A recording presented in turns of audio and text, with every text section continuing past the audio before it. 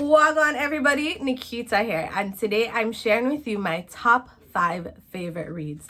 So with everything that's happening in the world, we are home a little more than usual, most of us, and I'm imploring you to use that time wisely. One of the things that I've been taking a little bit more time to do is read, and I want to share with you today my top 5 favorite reads. So let's get right into it. In no particular order, one of my favorite books is The 4 Agreements, and I'm just going to quickly go over the 4 agreements, which I've written down here. Be impeccable with your words, don't take anything personal, don't make assumptions, and do your best.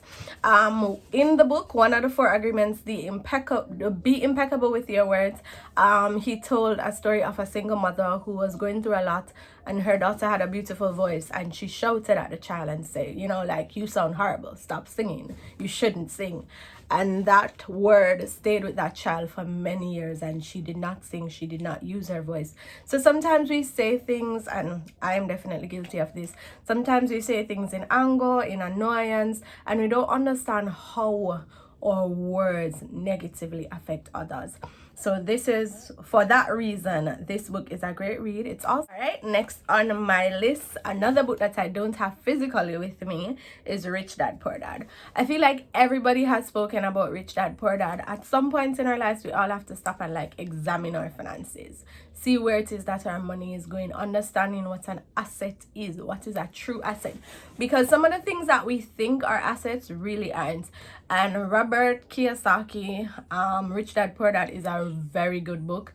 It teaches about how different people view money and how to use money as a tool. We all know that money is a tool, but how to use money as how to use money wisely so that we get a better outcome. It was an eye-opening book for me, especially I feel like the definition of an asset is something that's stood out to me. Before, you think that an asset is anything that has great value, but you have depreciating value, as well as you have the ability to earn income. So for example, if you have a car that you are just driving around, that's not an asset. However, if you have a car that you put on the road to be a taxi, a Uber, a vehicle that is generating income, that would be considered an asset. So there's a lot of gems in Rich Dad Poor Dad. It's great if you are starting your personal finance journey. If it is that you're already starting your personal finance journey and you want to do a little bit of investment or to buy a property, I feel like it's and the next book that is on my top 5, I have right here with me. I feel like this is on the top 5 of many people. I think this is my cousin bookmark, but I'm going to be keeping that. And I have given so many of my friends and family members have requested to read this, and it really is a very good read. Michelle Obama, OG, everybody loves Michelle, but I've learned so much from the book, and it was a reinforcement. Again, I have notes. So one of the things that I noted is that relationships takes selflessness and compromise. Throughout the book, we are seeing where Michelle would have had to give up family time, simple things but very impactful things, going into a marriage, going into a relationship. Sometimes you have expectations, but you have to realize that at the end of the day, it is a compromise. It is giving of yourself daily. There's so many other things that I've learned. I really admire her mother. It's a good read in terms of just reinforcing family values and stuff, as well as Michelle is a go-getter. She's a boss. And it reminds you that no matter your circumstances, no matter where you come from, no matter what's happening in your family life, she lost her dad, but she still set out to do certain things. She got them done. She is a very supportive wife, and that's just, I think, the family life, as well as there are a few things in her personal life that just kind of resonated with me. Yes, so she is in my top 5. Becoming by Michelle Obama, definitely read. All right, and we are on to my top 2, guys. My top 2 reads. So one of my top 2 I actually don't have with me. I lent one of my best friends last weekend, and she loves it. The Alchemist. So The Alchemist is my OG favorite book, like OG favorites. And it is a story of finding your personal legend. And I know like that will fly over some people's head, but basically Santiago, he goes on a search for treasure and he finds so much more. He's going to find physical treasure. That's what he sets out to find. And on this journey he grows, he is exposed to so much more. He meets an alchemist, he meets the king of Salem. Like, there is just so many things happening. So it's just a reminder that on this journey called life, you know, we set out with one expectation. We have this goal, we have this list of rules. I want to do this and this, but there are certain times that, you know, like we go out expecting A and we find Z. And it just shows you that life is a beautiful thing. And it reminds you not to be so hard and fast. Yes, set rules, have guides. I am a planner addict. I write down everything. So I'm definitely a type A person that likes to tick things off. But sometimes between ticking those two things, there's so much to be found. And that's what the Alchemist reminds me of, to just slow down, to just take things in, to just be willing to learn in every situation. And I remember when he was working at the crystal shop, the journey should have taken him like a couple weeks, and it ended up taking him years because of, you know, like young, foolish, showing people his money in the marketplace. And he ended up working at a crystal shop, and I think he was at the crystal shop for a year. And he was so impactful. They sold crystals on the top of a hill. The crystals were dusty. People climbing at the top of the hill was not thinking about like glass cup. Nobody know that thing about glass cup. And he decided, you know, like, let's sell tea. People climbing the top of the hill are tired, or, you know, they want to sit, they want to relax. Let's polish our crystals and sell tea. And that was like, it did really well. Sometimes we want to be somewhere and we are not at that place. This book, and I am reminding you guys that take it a day at a time. Look at where you are, what's happening, and seeing what is it that you are supposed to learn. What is God trying to teach me in this moment? What it is that the Lord wants me to get from today.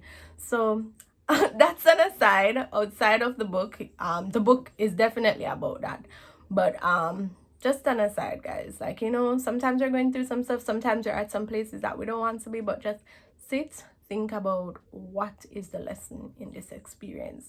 And you can be your best, you can be impeccable, you can be a shining star in any situation.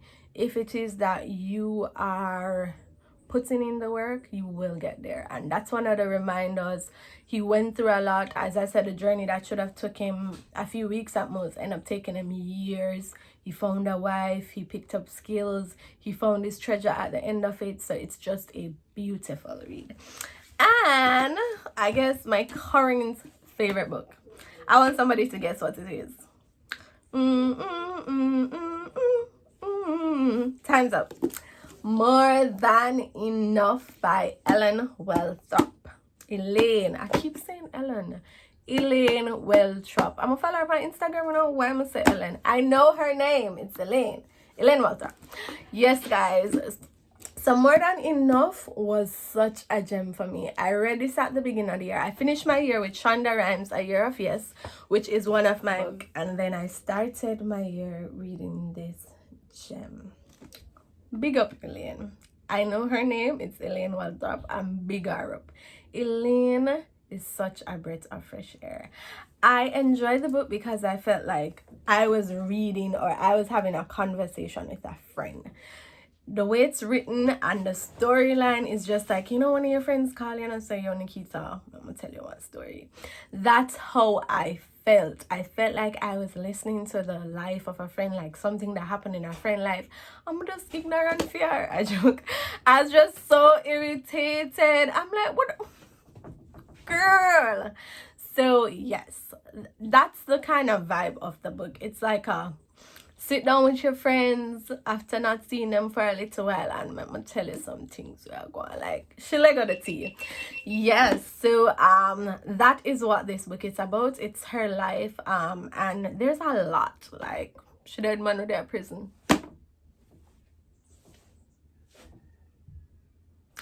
Anyway, her first love went to prison and girl decided that she's staying with him. Her future husband was crazy. She rose to the to be the chief editor of Teen Vogue.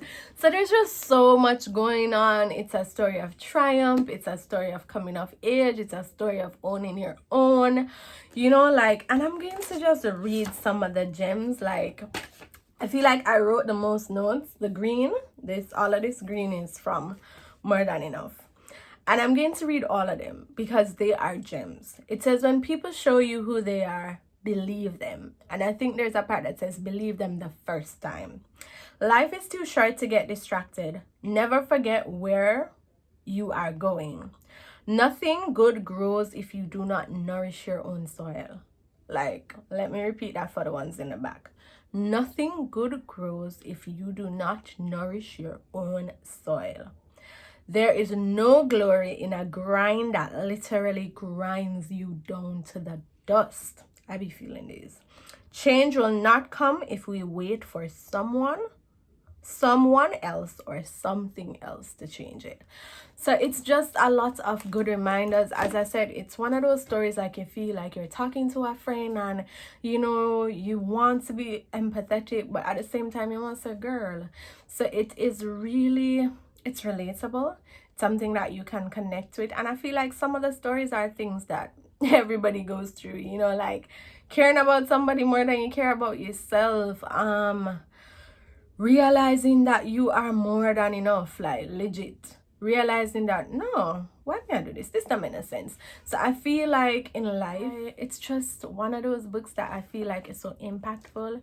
It's a great book for young women. If you have a little sister, you have a niece, a cousin, I'd say like teens, early 20s, like late teens, early 20s, not even late teens, but just teenagers. And it's about self-worth and getting to know yourself and putting yourself first.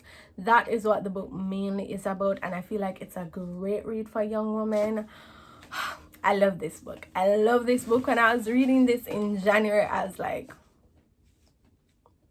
it hit so many chords, and I want to thank her for writing so honestly and sharing some things that, you know, I feel like a lot of us go through and we don't know how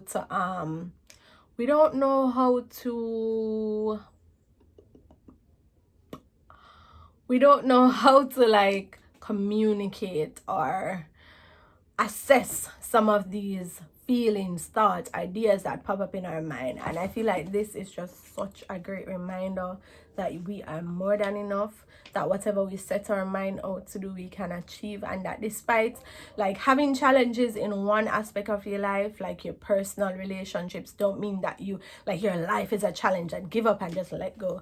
Because I feel like we always have something that's going on, something that is stressing us out, but that shouldn't deter you from getting other things. So don't make all of the area of your life in a shambles one time. So, you know, like focus on the good that's happening, use that to propel you, and just remind yourself daily, like if you don't nourish your own soil, then it not go where you can't fertilize everybody growing around the place, and you're one dry and parch and need look of water and fertilizer.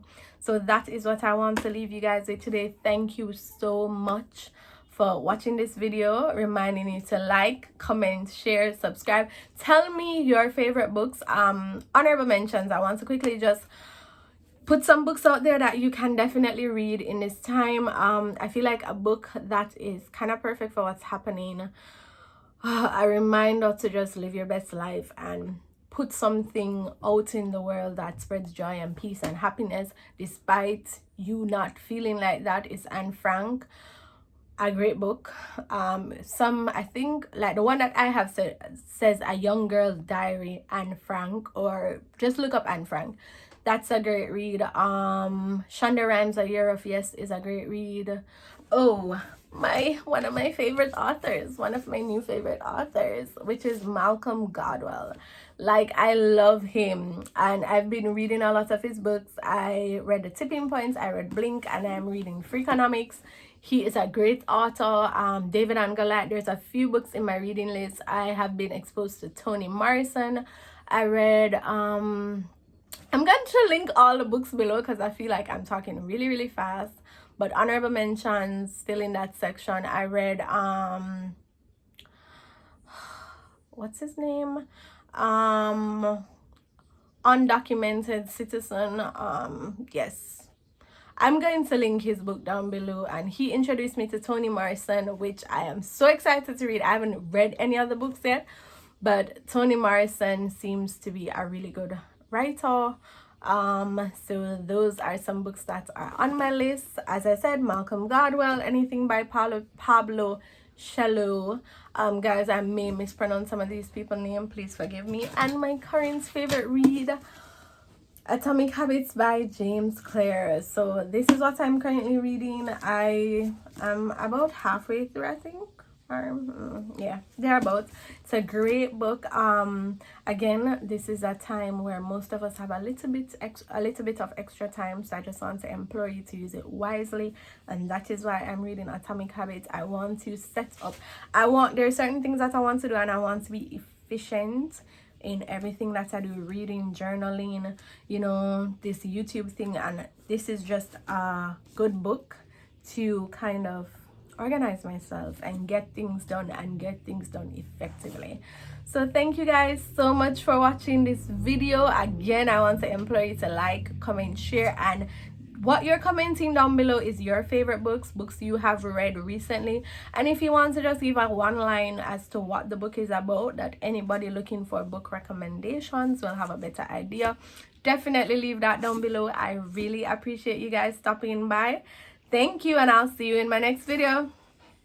Blessings. Walk good.